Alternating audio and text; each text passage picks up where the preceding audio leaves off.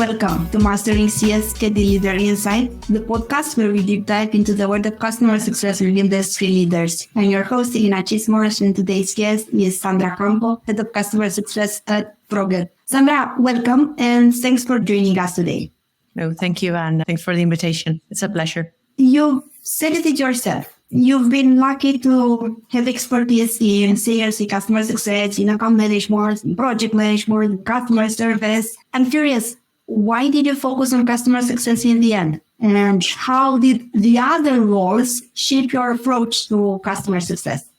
Okay, well, I guess I've always worked in customer-related environments. And after a few years working for multinationals, I decided I needed a change and I wanted to step into the tech world. So I guess that moving into customer success was just a natural move. And at the time, I joined a B2B SaaS company for the first time as the first CSM. So my experience in strategic account management and similar things was very helpful, for the founders of the company, because they weren't doing things around things like account planning or, speeding up billing and collection processes, setting up, customer operation processes and playbooks. So yeah, that was it. How did you find the transition between multinational companies into B2B SaaS? What was the first thing that struck you when you made the switch? Yeah, well, the resources that you have at hand are so different. So in a multinational, you have, a great stack of tools, people at your service. And in a startup, it's all about, hands-on work. You need to think, you need to deliver. Everything is yourself. You have to put multiple hats at the same time. So the rhythm is also very different, but it's way more fun, to be honest, to work in tech. I totally see you. I like to laugh now because I was blessed to work with multinational companies, and I do think that they have their role, at least in the early stages of the career, but then depending on your personality, in some cases might not be enough. And when I experienced the B2B, the SaaS environment, it was cowboy style. So it was like today I was doing, if I needed to do copy, I was doing copy. If we needed to do operations, we were doing operations. So it's like whatever you need, I'm here and I can do it because this is the startup life. It teaches you to be adaptable, to adjust, to change, and do whatever it needs to get the job done. Exactly. And speaking about all these different hats that you wear, I assume that you also be different for this. So I have to ask, do you think CS is a chameleon role in terms of skill needed? Do you require sales skills, technical skills, project management skills, communication, and maybe industry expertise all in one to be successful in a customer success role? Yeah, absolutely. I think customer success is, like you said, you have to wear multiple hats at the same time. No day is the same. Mm-hmm. So you need a full stack of skills to be able to do your job properly. So the things that you mentioned, I think, are quite accurate. You need, on the one side, sales skills because your job has some commercial focus because you're handling renewals and upsells and cross-sells. You also need to have tech knowledge. You need to know your product inside out because otherwise you won't be able to help your customers be successful in the use of your product or the technology that you're selling. And you also mentioned project management, onboardings, which is something that we do all the time. To me, are like little projects. So we need to be at least a small project manager every day handling those onboardings and the resources around, no? Everything you need around an implementation needs coordination, needs communication. Now stepping into communication, this is my favorite skill for many jobs, but especially for CSM. You're handling relationships with so many stakeholders internally and externally on the customer organization. So you need to make sure you know what to communicate at the right time in the customer journey to make sure you do it right. And last but not least, you need to know the industry as well. Are changing all the time. Your competitors are doing things. Your customers are changing their needs and the technology is evolving. So you need to be on top of that too. From all the skills that we mentioned, which one do you think they can be easily taught? And which ones are harder and you either have them or you don't? I think the tech knowledge is something you can build pretty much. Spending time on knowing your product and meeting your product teams, I think that's something that You can learn. Same with industry expertise. If you are up to date with the market, you're going to be fine. I think sales and communications are more related to who you are naturally as a person, as an individual. You can learn, you can improve, but I think there must be something in you that is going to help you step into these kind of roles. Sales and communication, would you say that they are your go-to skills whenever you are starting a recruitment process? Are the skills that you don't compromise on and they need to be there from the very beginning? Probably yes, especially communication. I think an interview in itself tells you a lot about how the person communicates and how they're going to communicate with your customers. And sales, you can train people on sales, but as I said, there must be something in you. It's like a little spice, no, within yourself that is like, okay, this person is able to sell an idea, an opinion, a product, or anything really. I think that you need to have that differentiator in order to be successful. And yeah, I think you are right. In the case of it might be the sales, even if it's not the traditional sales, but in the end, they are the advocates of the product. They are selling the value of the product. In some instances, because if they are selling the product, they are selling the solution. They do an assisted sale all the way, and it's on a longer journey, I would say, because sales is very focused on securing and getting the sale, and then they are moving to the next one, where in the case of the CS, you are stuck with the client, hopefully for a longer period of time. So we will find a way to get along. Speaking about the business side of things, I know that you have experience on both sides. So I want to take advantage of this and speak about pre-growth and growth company phases. Same, but different. So let's discuss about the differences and similarities in terms of objectives, KPIs, and CST needs in each phase. Because I know that some of our audience is either in the pre-growth or they are in the growth phases. And I'm not sure if the same principle applies. Okay, I'll try not to speak too much because this is a very strong topic. I'll go over the differences first. So in terms of objectives, I think if you are in a company that is in a pre-growth phase, you're looking to validate your product market fit first and find your first customers that can help you validate that. Whereas in a company that is in the growth phase, you already know that your product is working well. So what you're looking for is to scale and expand your customer base and revenue.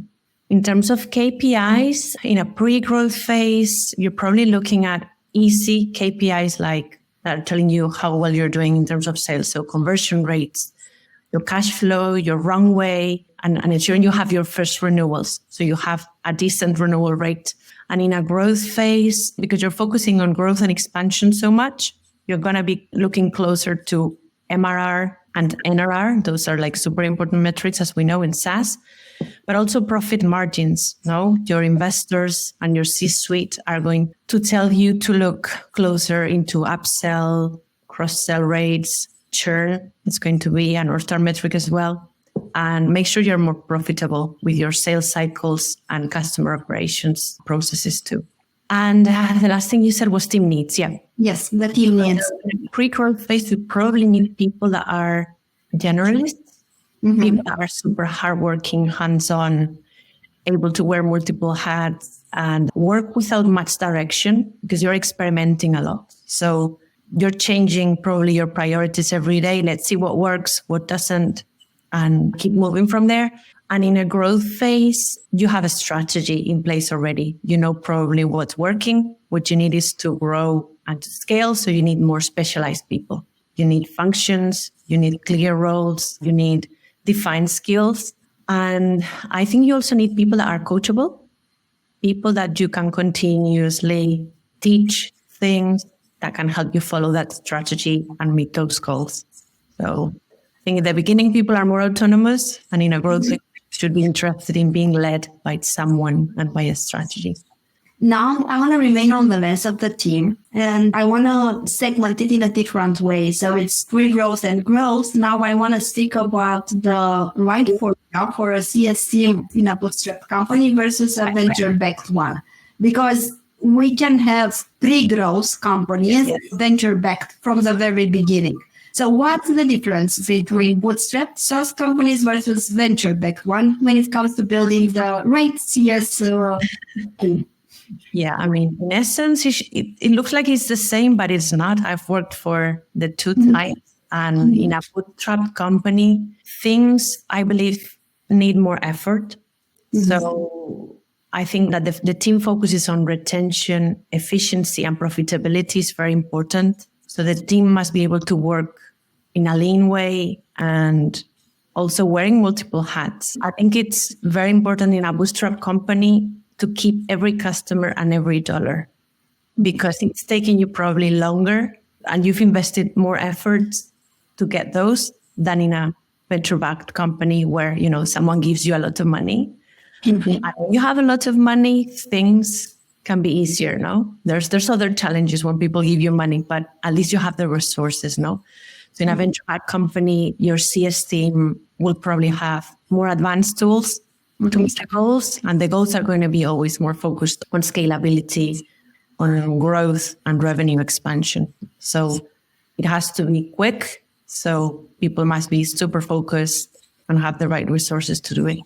What would you say, or at least in your case, what was it harder to work for bootstrap companies or for venture-backed ones? I don't know if I can choose. Both have their challenges. As I said, in a bootstrap company, every customer and every dollar is precious. So you don't want to hear that someone is churning. That is always super, super bad news. And in a venture-backed company, you have to report on where are you spending the money, especially if you've been hiring a larger team and subscribing to advanced tools that are expensive.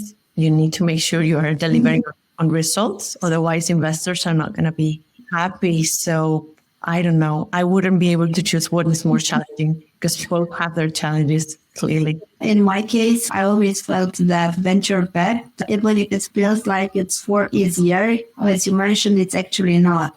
Because the pressure, you can't use as an excuse, I didn't scale because I didn't have the money.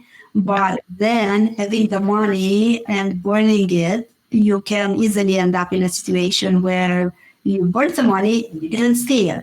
And it's a more difficult conversation rather than in a bootstrap company. So I always felt like having the money, it's not actually a blessing, but it's more like a curse because you have the pressure, spend it. And then, okay, now that I've spent it, okay, why did you provide the results that we were expecting? And I think in some cases, it's hard to convince that it's not always, okay, I invested 10x and I got in return 10x, where the cost went 10x and the revenue is also 10x. It's not a linear projection. And usually when you scale, it's also a lot of garbage in. So you have to balance to this part. So in my case, it was actually a curse to work for venture-backed companies. But that's my personal thing. And yeah, you are right. It has their pro and cons, and there's no perfect setup or ideal scenario. Yeah. But actually this never is.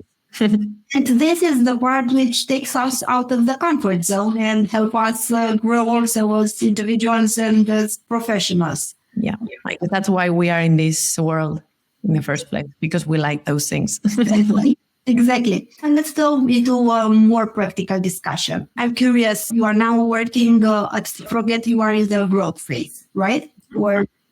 Okay, what are your current objectives? What keeps you up at night? Because the job is very demanding, I try that nothing keeps me up at night. I try to prioritize and be smart about the work every day, be productive. But if I have to say one thing that is the job of myself and my team, that would be driving value to our customers. If you're able to do this right, the rest of the CS, KPIs and objectives are going to come naturally. Are, of course, renewals, account growth, customer satisfaction metrics, getting product feedback, and so on. So, yeah, driving value is our North Star metric. You joined the company almost 3 years ago. Was this from the very beginning where did those objectives evolve over time? 3 years ago, was it still about driving value, or was it driving value with a filter on it?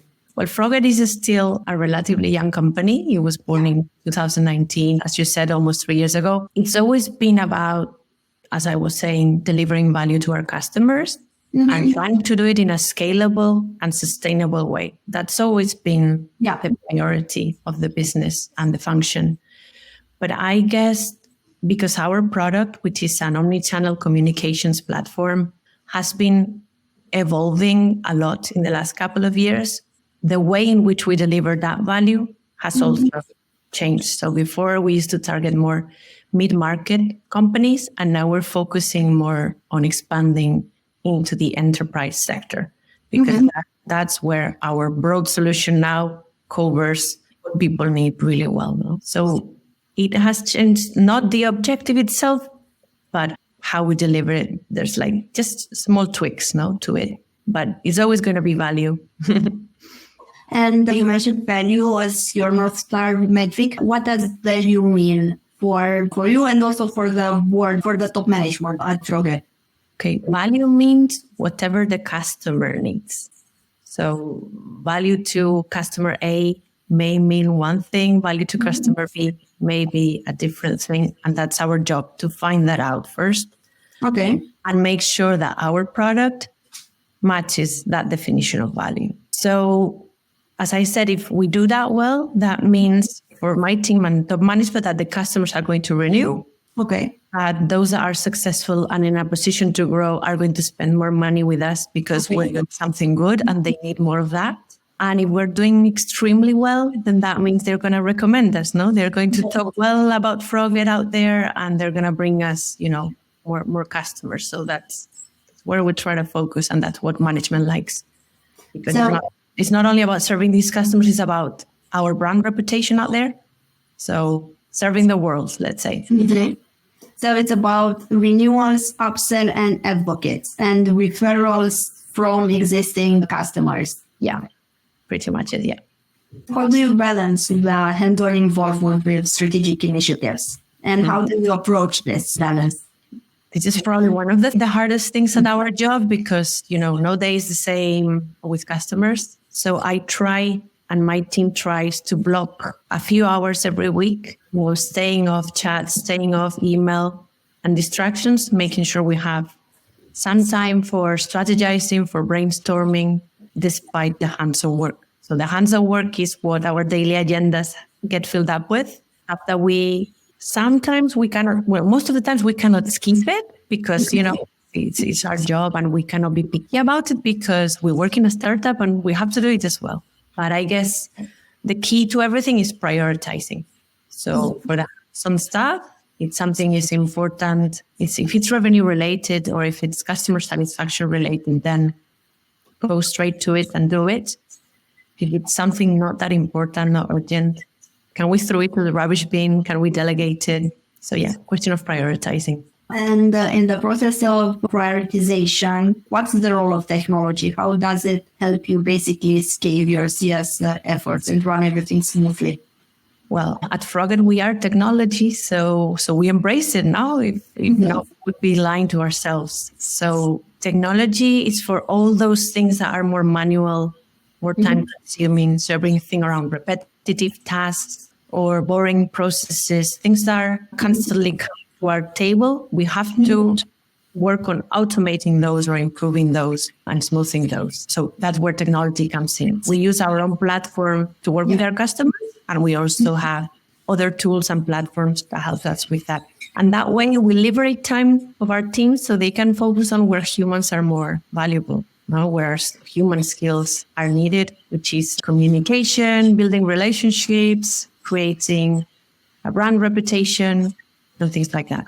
And because the team is very important, how do you structure it? What roles do you have now in the team? And how are those met on customer journey? Where are they met on customer journey? How did you configure it?